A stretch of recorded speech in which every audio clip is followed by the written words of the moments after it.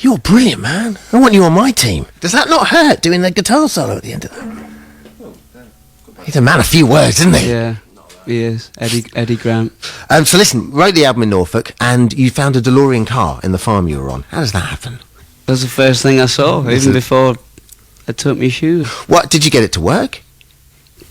No. You need some Libyans and some uranium. That's what you need for that. Yeah. Norfolk, obviously, I remember growing up was quite a bleak place to go on holiday, but I still really enjoyed it. Did you write or did you record the album up there? Yeah, we just sort of like worked, like routine, I suppose is a word you could just use to describe what we did there. But it was, yeah, I'd kind of written a few songs and there was a few ideas, and we'd not really played together for a bit.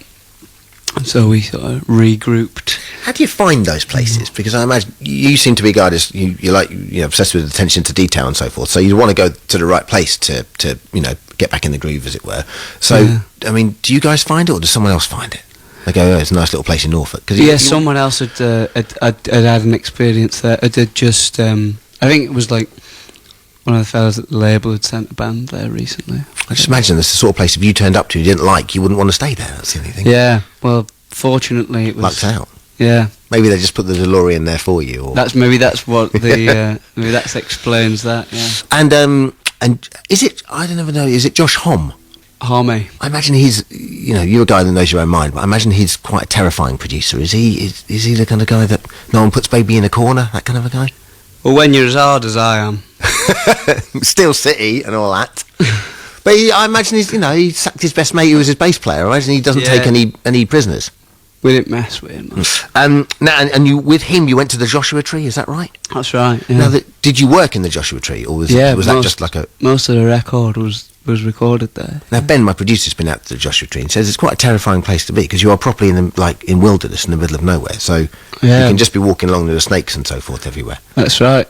I think we the time of year we went, the sort of more menacing wildlife is in hibernation. And you with Josh Homme as well.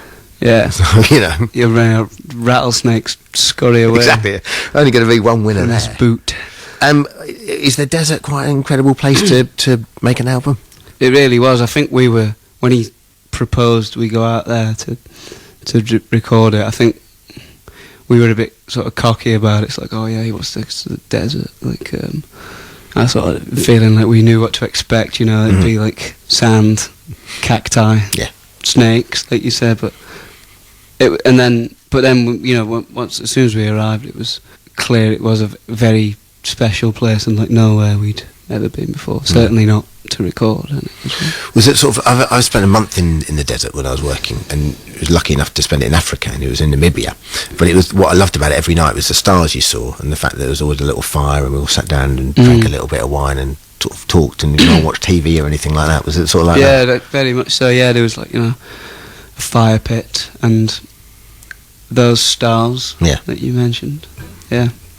But you did the album in 3 places, right? So you went to the desert and Australia and New York, or we went and did a tour at the beginning of the year in Australia, and then after that finished it off in New York and mixed it there. The producer who we've worked with in the past called James Ford, and he so happened to be on tour with his electronic outfit, Simeon Mobile Disco, and he was sort of like he was like around that part of the world on his tour or whatever, so that kind of gave us the impetus to choose. Is he in the room now, or is he a real person?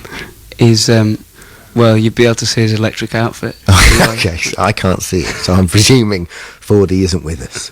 The best thing that seems to me that came out of New York was the pun game, which you invented over there, or I read about.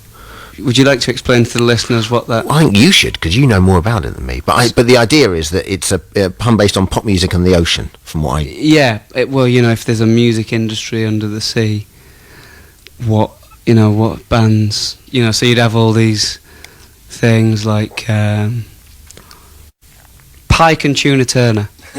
My favourite one was Buoyancy Knowles. Oh, you can't. You see, that ends it. Oh, right. Because that trumps. That's how you end the game. That's the end of it, right? But now I'm glad that fish game's gone national. Listen, it's lovely to have you with us. Thanks a million. What you finish up with? Oh, let's do version of the Cornerstone. Wonderful. Now, you wrote this in the morning. I did, yeah. This got me into a stream of writing in the morning. But there's all the I mean, I like my old Irish literature, and all the old, I think Beckett only ever wrote in the morning. You know, there's something right? yeah. Do you ever... Something to be had for it. I mean, I did a lot before, kind of middle of the night, and more recently the morn.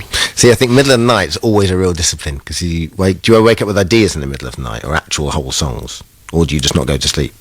No, yeah, I don't think I wake up with ideas, like there's no ray of light, but then wake up and kind of attempt to have ideas in order to get back to sleep. But do you ever do that thing where you wake up and instead of writing them down, go, I'm sure I remember that in the morning? And Oh you go yeah, back to you sleep, can't and then you do that. never remember it. That's like trying to remember Matt, the drummer in our group, often talks in his sleep and has mad like hallucinations, and he always says like the funniest things in the middle at night, like when you're in close proximity on the bus or whatever, and he'll and then you'd be like, I've got to remember that one, that were a cracker, and you never can. Damn it. Even that funny. Okay, over to you. That's where I normally work.